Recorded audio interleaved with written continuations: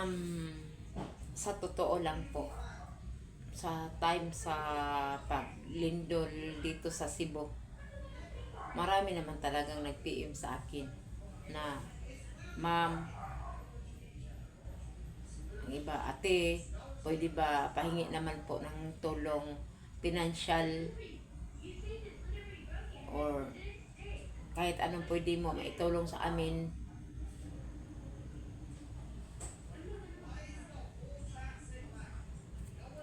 Pero sorry po talaga.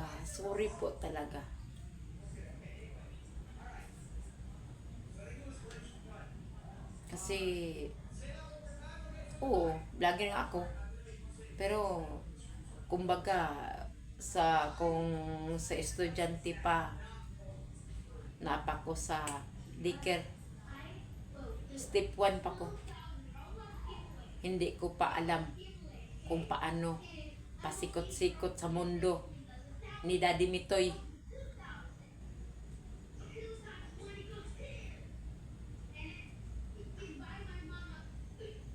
Kaya, sorry po talaga, everyone.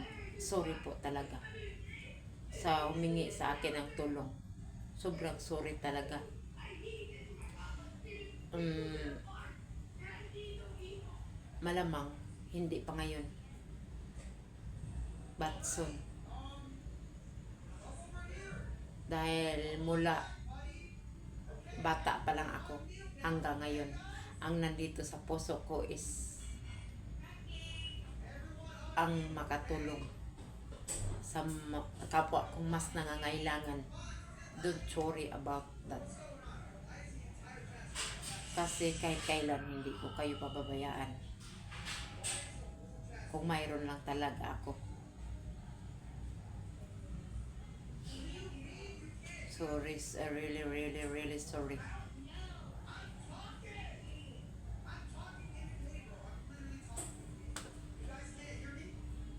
Malaman nyo po, son. Sa ngayon, ilang sentimos lang ang aking sahod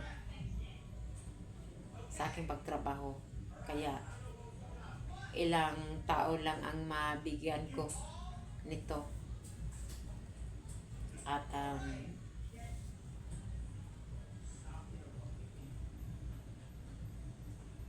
huwag kayong mag-alala. Hindi naman talaga ako klaseng taong madamot. Tulad noon, hanggang ngayon, ganito pa rin. Walang nagbabago. Ang nagbabago lang is itong noo ko. Parang papuntang helmet na.